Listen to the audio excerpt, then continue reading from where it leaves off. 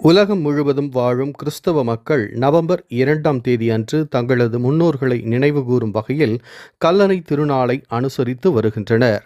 அந்த வகையில் நவம்பர் 2ஆம் தேதியான இன்று ஓசூர் மத்திகிரி கல்லறை தோட்டத்தில் கிறிஸ்தவர்கள் சார்பில் கல்லறை திருநாள் அனுசரிக்கப்பட்டது. இதில் பழைய மத்திகிரி, மத்திகிரி, குசினிபாளையம், காடிப்பாளையம், குதிரைப்பாளையம், டைட்டன் டவுன்ஷிப் உள்ளிட்ட பகுதிகளைச் சேர்ந்த கிறிஸ்தவ மக்கள் பங்கேற்று தங்களது முன்னோர்களின் கல்லறைகளில் அவர்களை நினைவுகூரும் வகையில் கல்லறைகளை சுத்தம் செய்து மலர்கள் தூவி மெழுகுவர்த்தி ஏந்தி பிரார்த்தனை நடத்தினர். அப்போது மத்திகிரி ரோமன் கத்தோலிக்க திருச்சபையைச் சேர்ந்த பங்கு தந்தை தலைமையில் பிரார்த்தனைகள் மற்றும் சிறப்பு திருப்பலி நடைபெற்றது.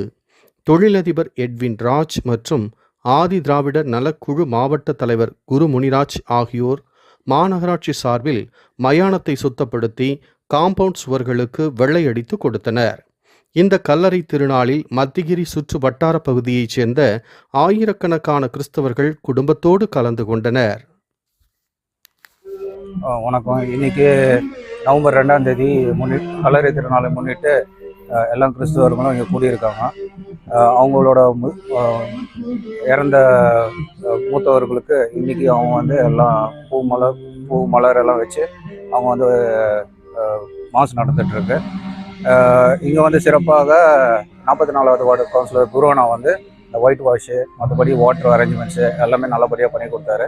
அதுவும் விரைவில் இதுக்காகவே இந்த ஃபங்க்ஷனுக்காகவே கல்லறை திருநாள் முன்னிட்டு விரைவில் உடனே பண்ணி கொடுக்குறேன்னு சொல்லிட்டு எல்லாம் அவர் முன்னேற்று எல்லா மக்களெல்லாம் சேர்ந்து டிஎம்கேக்காரங்கெல்லாம் கட்சிக்காரங்கெல்லாம் சேர்ந்து எல்லோரும் பண்ணி கொடுத்தாங்க.